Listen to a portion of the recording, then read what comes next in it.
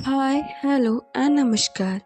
मैं हाफ इस्माइल आप सभी के सामने अपनी story princess of my heart के साथ। ये स्टोरी है एक ऐसे राज्य की जो बेहद ही सुंदर थी और उसमें थी वहाँ की 3 बहुत ही सुंदर और प्रतापी राजकुमारियाँ। पर वहाँ कोई ना था राजकुमार। ऐसे में नज़र थी उस राज्य पर उन दुष्टों की जो करना चाहते थे वहाँ राज, और इसके लिए बनाने लगे वे बहुत ही तरह तरह के उपाय। ऐसे में क्या होगा उनके बीच जब आएंगे उस राज्य के 3 रक्षक। वहाँ का राजा भी है परेशान, उसे भी है भरोसा अपनी तीनों राजकुमारियों पर। उनके बीच के टकराव और उस राज्य की किस्मत जानने के लिए मेरे साथ सुनते रहे ये story princess of my heart, जो इसके हर एक पार्ट आपको बहुत इंटरेस्टिंग और मज़ेदार लगेंगे, जिसका हर एक पार्ट आपको टाइम टू टाइम मिलते रहेंगे। पर आज है बारी इसके पहले पार्ट की, तो आइए मेरे साथ सुनिए इसकी story princess of my heart. कल कल बहती 2 नदियाँ, जिसकी पानी इतना साफ है कि अगर उसमें एक सुई भी गिर जाए तो भी नजर आए। उन्हें जुड़वा नदी भी कहा जाता था और 3 तरफ पहाड़ी से घिरा, जिनमें घना जंगल हो और उन जंगलों में तरह तरह के जीव रहते थे। ऐसे ही प्रकृति के गोद में बसा हुआ एक राज्य था, वसुंधरा। उस राज्य के राजा भानु प्रताप बहुत ही प्रतापी थे और एक बहुत ही अच्छे राजा थे। उनकी प्रजा उनसे बहुत ही संतुष्ट थी और खुश थी।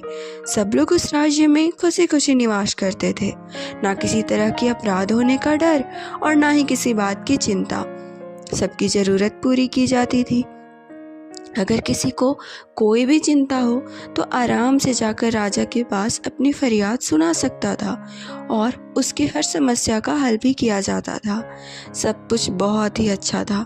प्रकृति का समागम और ऐसे प्रतापी राजा जिन्हें प्रजा की सेवा करने का शौक हो, इन सब का समागम हो जाए तो फिर वह राज कितना खुशहाल हो सकता है, किसी को बताने की ज़रूरत नहीं है। दूर दूर के राज्य के लोग भी वसुंधरा राज्य के बारे में सुनकर यहाँ आने के सपने संजोते थे। पर जिन राज्यों के राजा क्रोधी थे और अपनी प्रजा का ध्यान नहीं रखते थे, वे तो आकर वसुंधरा के राज्य में बस जाना चाहते थे। पर इतना आसान भी नहीं था वसुंधरा राज्य में आकर बस जाना, उसके लिए कोई अच्छी वजह भी होनी चाहिए। सब कुछ बहुत ही खुशहाल था, पर इन सब में जो सबसे ज़्यादा प्रजा के मन को भाती थी वह थी उनकी 3 राजकुमारियाँ। जब भी तीनों राज्य के भ्रमण पर निकलती तो देखने वालों की भीड़ लग जाती। वे इतनी सुंदर थी कि देखने वाला तो बस देखता ही रह जाए। इतनी दयालु कि अपने पिता से भी 2 कदम आगे थी। अगर उनके सामने मैले कुचैले कपड़ों में कोई भिखारी भी आ जाए तो भी बिल्कुल घृणा नहीं करती और उसकी हर संभव सहायता करती थी।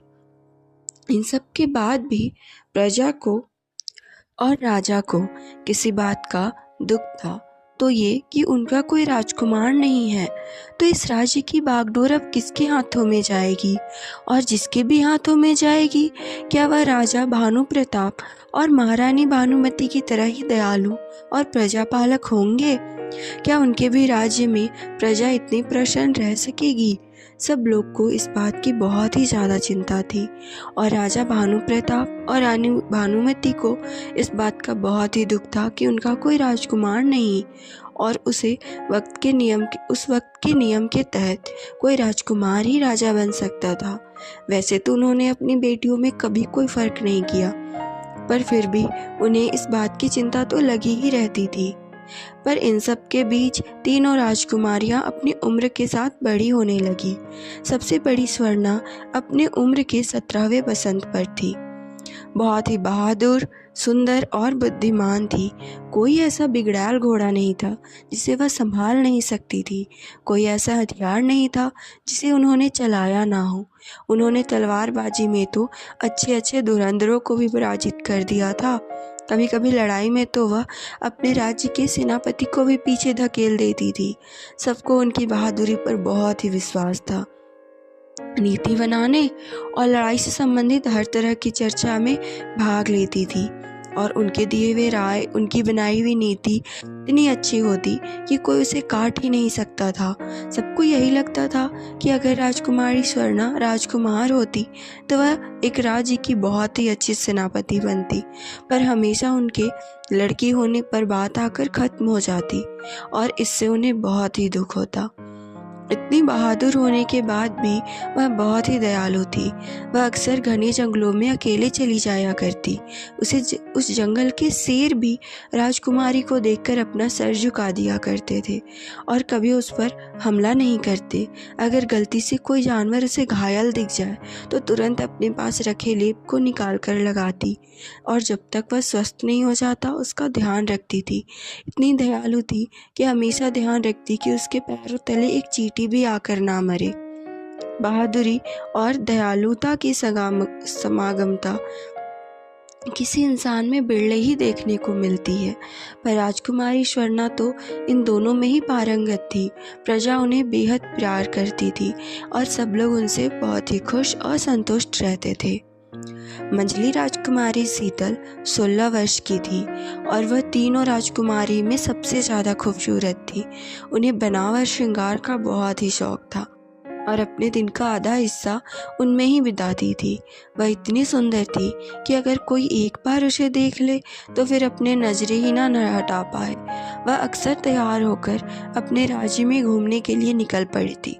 वह भी दयालु थी, पर कभी भी वह लोगों की सेवा अपने हाथों से नहीं करती, क्योंकि उसे लगता इस तरह से उसके हाथ गंदे हो जाएंगे।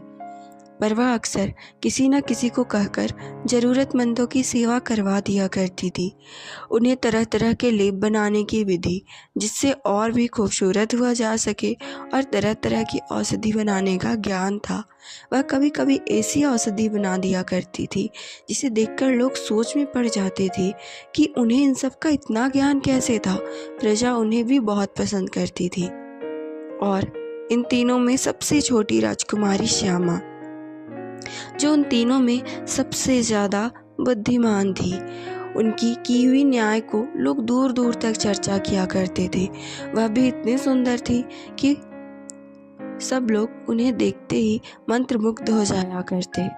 उन्हें सभी वेद और ग्रंथ मुँह ज़बानी याद था। कोई ऐसा श्लोक नहीं था जिसे वह भूल जाती थी। बुद्धिमान तो इतनी कि कठिन से कठिन समस्या का हल भी तुरंत कर देती थी। उनके द्वारा किए गए न्याय से आज तक कोई भी पक्ष असंतुष्ट होकर नहीं लौटा था। वह अपने राज्य के हर एक लोगों का ध्यान रखती।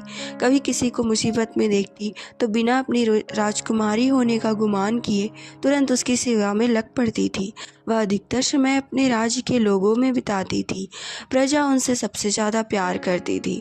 हमेशा यही कहती कि अगर राजकुमारी श्यामा राजकुमार होते तो यह हमारे राज्य के सबसे अच्छे राजा होते। इन जैसा राजा तो ढूंढे भी नहीं मिलता। यह तो अपने पिता से भी 2 कदम आगे बढ़कर है। इन सब में इन तीनों बहनों में आपस में बेहद ही प्रेम था। जब यह तीनों साथ निकलती तो देखने वाले की आंखें इन पर रुक जाया करती थी। तीनों आपस में कोई द्वेष भाव नहीं रखती।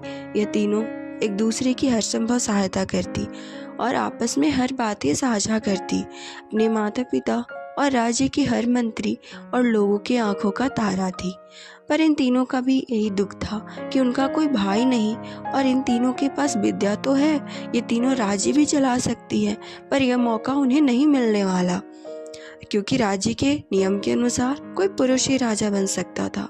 और इस बात से ये तीनों बेहद ही दुखी थी।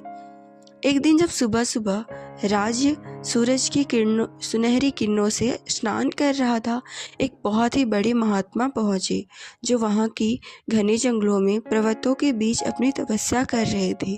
लोगों ने उनके बारे में सुन रखा था, पर आज तक किसी ने भी उनके दर्शन नहीं किए थे। जैसे ही राजा भानु प्रताप ने यह सुना, वह अपनी महारानी और अपनी पुत्रियों सहित उनके पास आए और उनकी सेवा में लग गए।